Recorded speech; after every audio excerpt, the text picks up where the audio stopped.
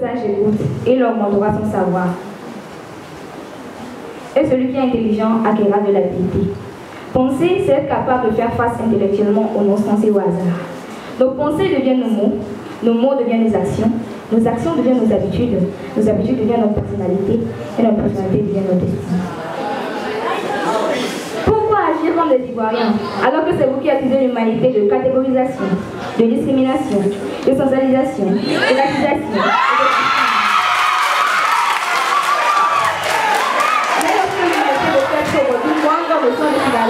c'est vous qui cherchez les arguments pour éviter cela. Le principe d'égalité se repose sur l'interdiction de toute forme de distinction. Cette conception se fonde plus sur l'équité que sur l'égalité.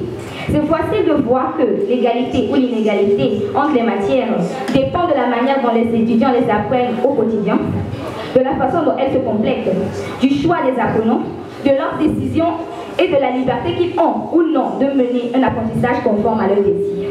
Ici, nous parlons de l'égalité sociale, qui cherche à égaliser les moyens ou les conditions d'existence. Instaurer une égalité véritable et durable entre les matières exige que l'on entreprenne d'urgence une action audacieuse pour mettre l'équivalence.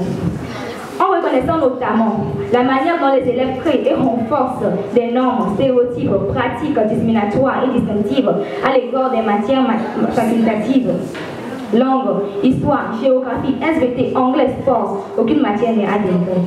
L'éducation tout au long de la vie, compris en sens large, comme englobant l'éducation formelle, non formelle, informelle, joue un rôle décisif dans la réalisation d'une égalité entre les matières. Le grand philosophe Rousseau soutenait que les inégalités naissent artificiellement des systèmes sociaux et qu'elles sont fondées sur la propriété privée et le travail organisé. Des systèmes ayant permis la domination et l'exploitation de certaines personnes par d'autres. Toutes les matières s'équivalent. Toutes les matières ne jouissent pas du même principe dans la société, même si elles restent toutes utiles. Toutes les têtes sont créées de toutes les matières, même si par rapport à nos différences, que nous faisons du développement de nos capacités. Un homme blanc, un homme noir, un homme jaune, toutes les lames sont salées. Toutes les matières s'équivalent.